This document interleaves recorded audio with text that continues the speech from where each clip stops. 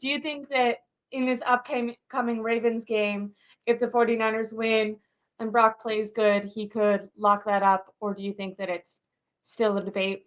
As an outsider, kind of coming back in and looking, at how the 49ers have been playing, how do you feel about that MVP conversation surrounding Brock Purdy and the rest of the team in the league? Absolutely. So I'm known as a Brock hater because I criticize Brock, right? Like I don't think any player is perfect, and I think every player deserves criticism at some point in time. Now I don't think Brock is the best quarterback in the league, so I get knocked as the Brock hater, right? It doesn't mean Brock's not playing good football. Now, what it also doesn't mean is Brock isn't being elevated by his talent around him, which is true. But Brock is also elevating the talent around him. So both could be true at the same time. Like right now, what we're looking at from the 49ers perspective is one, they have a quarterback who is making the right reads and making the right decisions, making the right throws, and he is making throws that are open. That's true. You're watching the game, you see how open players are. It's not like we're looking at him like, whoa, that was a tight window. Now he is making some of those tight window throws that I've been wanting to see and why I've been kind of holding off on pumping the brakes on terms of Brock is elite and stuff like that. He's reaching that echelon of quarterbacks in terms of what he is doing and making tight window throws, the deep shot that he's starting to hit. The offense is clicking. Now, there's a difference between most valuable player and the best player at that position, right? I don't Yeah. think he's the most valuable player on the 49ers. I don't. Now, I'm not saying that as a knock on Brock, because I know a lot of people will be like, yeah, here comes the Brock hater again. Marco just all he does is hate on Brock Purdy. Not what I'm saying, right? If you take away other players on the 49ers, right? For example, if we take away Nick Bosa, it changes our team more than Brock probably. Our defense is what if our defense is giving up. Remember those 3 games, those 3 stretches, those 3 games, right? We were Yeah. missing talent. We were missing Yeah. defense. Was Brock playing during those 3 games when defense wasn't clicking and we were missing offensive players? He struggled. He and Yeah. we could sit here and Specifically at say, the fourth quarter. yeah, so we could say like, oh, it was concussion, wasn't concussion. There was 3 games. One of them was dictated supposedly by concussion, right?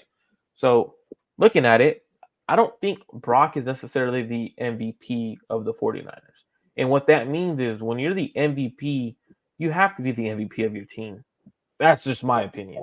I think the MVP of our team, there's a couple of guys before Brock Purdy, and that's not no knock on Brock. I think Christian McCaffrey, I think Trent Williams, I think Nick Bosa are more valuable to the 49ers than Christian McCaffrey. And the reason why I say this is if we take away Trent Williams from our offensive line, we've seen what our offensive line, even with Trent, has looked like at times. The interior struggled, right tackle struggled. You take away Trent Williams for a long period of time completely, that's not the same offense because you don't have as much of an offensive line to run block. Now you take away the run game, the play action goes away. Now what does Brock truly look like? Now I think Brock is playing up there in that conversation. But if I had to choose an MVP of the 49ers, I think Christian McCaffrey is truly the MVP of the NFL when you have such a great season at the running back position. And I tweeted about this a few days ago. If Christian McCaffrey doesn't win MVP, I feel bad for all running backs across the league. What do running backs need to do to get the recognition as the most valuable player on their team? That Okay, to can me is I either go ahead, go ahead. So I just feel like it's pertinent to what you're saying. I read an article by I think Ethan Strauss.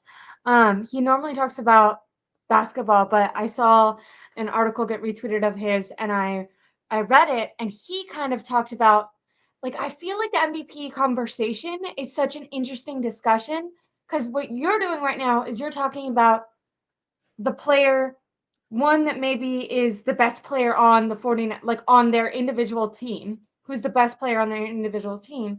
And I think maybe previously before it became more of a quarterback award, MVP might have been about highlighting whichever player was having the best season that season, like what who was the most standout player that season. And I think the conversation on MVP kind of has changed from what player is having the most dominant season to literally who is the most valuable player, like taking that MVP like very, very literally. And so when you're talking about value, I think there's no way that it doesn't go to a quarterback, because a quarterback is always going to be more valuable than a running back. And that's kind of what you're saying, is like at their positions right now, respectively, Brock Purdy's probably not I think we can even say Patrick Mahomes is the best quarterback in the NFL right By now. far, yeah, it's Brock not close. Purdy is not. Even if, and I don't even think he's number two, but even if you wanted to say he was number two, he's not the best quarterback in the NFL right now. Christian McCaffrey is far and away the best running back in the NFL right now. He is doing everything at his position perfectly. He has no flaws. He's in the run game, physical and dominant. He can run downhill. He can run when there's no holes. He can be elusive. He can be physical. He's catching. He's receiving. He can block. Like, he is doing everything at his position to the top level, where it feels like he's almost a flawless running back. And when you look at Brock Purdy, you can say he has, accuracy, poise. He's seeing the field. He can read the defenses. And he's doing better at deep balls than maybe people have given him credit for in the past, but he's definitely does have some weaknesses in his arm. And as you pointed out, we saw him maybe when he felt like more pressure was on him to make the big play, struggle and throw interceptions. And so you have to say that he has some flaws as a quarterback, even if he's, one of the best quarterbacks. He still has some flaws, where Christian McCaffrey, you literally look at him and you're like, he's flawless. The problem is, a flawed quarterback is more valuable than a perfect running back. And in this article, his point, and you can disagree, I'd love to hear your opinion on this, but the guy who was writing the article, his point was that the quarterback is always going to be the most important position, not because of the cliche, like they touch the ball the most, because if that was the case, center would also be the most important position, because they touch the ball just as much. But he said it's because in football, unlike other sports, there's like a money down, which is third down, and running backs just aren't going to be that impactful on third downs. He talked about that Christian McCaffrey had 5 third down conversions, where Brock Purdy obviously is in charge of every third down, and guys like Brandon Ayuk, Deebo Samuel, John Jennings, and Kittle all had more third down conversions than Christian McCaffrey. So the point of this guy's article was that if you wanted to change the award back to, let's celebrate what player is having the best season this year, you could do that, and then the discussion would be more on like Tyreek Hill or Christian McCaffrey.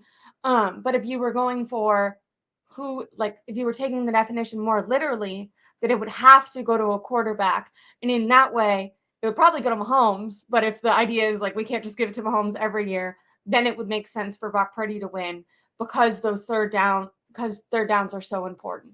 Do you I hope I did an okay job Yeah, I get you. explaining that point. Do you kind of agree with that? Because you were saying like it's messed up for running backs that if Christian McCaffrey doesn't win it.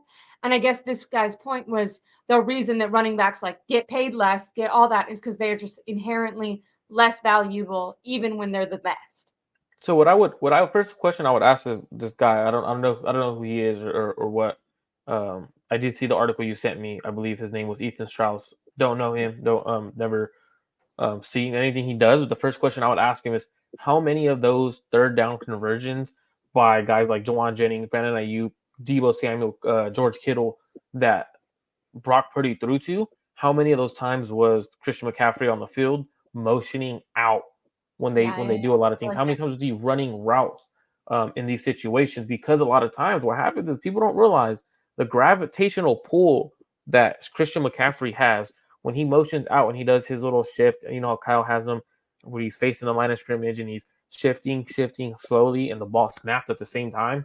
You see linebackers literally have to respect what Christian McCaffrey does on the field, and it opens up certain areas in the field and you're pitching and catching. Now, that's where I would ask him, how many times did you document or how many times did you chart a play for that? Because just because a player is not receiving the ball in certain situations does not mean he's not creating for other players. For example, basketball, because I know that guy does basketball. He talked a little Yeah. bit about NBA, right? If you were to go and ask about Steph Curry could score 10 points one night. Klay Thompson goes off for 35, 40 points. But But that's because how many times was two defenders going towards Steph to help, and the next thing you know, Klay Thompson had a wide ass open shot? Similar situation, gravitational pull. Now I get a lot of people will be like, well, Christian McCaffrey is great running back, but the quarterback is the one is the most valuable player. I don't know about that. I really don't. I think if we're gonna make the most MVP an MVP award in terms of most valuable player, let's actually make it about the most valuable player. And if we're gonna give it to quarterbacks every year, why the hell do we have a most valuable player award? Why don't you put most valuable quarterback award? Because at this point, it becomes a quarterback driven award, and you're really truly not giving it to the most valuable player in the NFL. Tyreek Hill, for example, the guy mentions Tyreek Hill should be up there in the top 3 in terms of MVP caliber players because of what he's doing for that offense. We've seen in that game you just watched, right? he was There was like out. him on the field versus him off the field. It was crazy. It was crazy. You see the difference in Tua Tagovailoa, the run game. You see the way the defenses change their defense to play against the team. So for me, it's just a variety of different things. If we don't have Christian McCaffrey on the field, how do teams defend us? Like, you kind of play a little bit more of the pass, or how do you defend us? Because to be honest, looking at everything, Brock Purdy is playing phenomenal. I'm not gonna not say he's not. He is. He's playing really good football. Very efficient football is what he's doing. But in my opinion, I would lean towards Christian McCaffrey because Christian McCaffrey brings so much to the team in terms of the run game. He opens up the pass during the play action. Teams have to respect the run game whenever Christian McCaffrey is on the field, and even when he motions out, teams have to respect Christian McCaffrey. You could say, and I see Niner Bang talking about J.P. Mason also gets good run yards. He does, but I guarantee you, if you had Jordan Mason on the field 90% of the time, you would see teams play the 49ers a lot differently in terms of the pass game. Would they respect Jordan Mason going out in motion as much as they respect Christian McCaffrey going in motion and during the pass sets? With your point on that, even and then we can kind of drop the article, but I liked the point that it brought up because I felt like it would incite this conversation. But even with your saying, because you're talking about just on the third downs, the attention that Christian McCaffrey brings.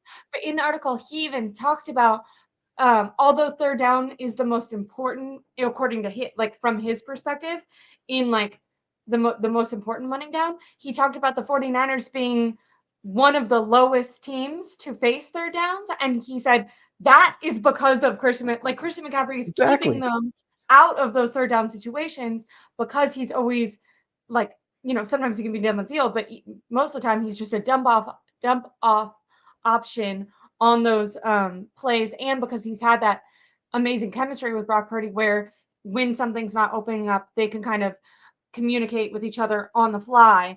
And so he's helping them kind of be one of the lower, like keeping them out of those situations as much as possible. Essentially, so his value is definitely like, you can't only say his value, talk about his value in that way because he affects so much of the game and even affects the 49ers getting in that situation in the first place.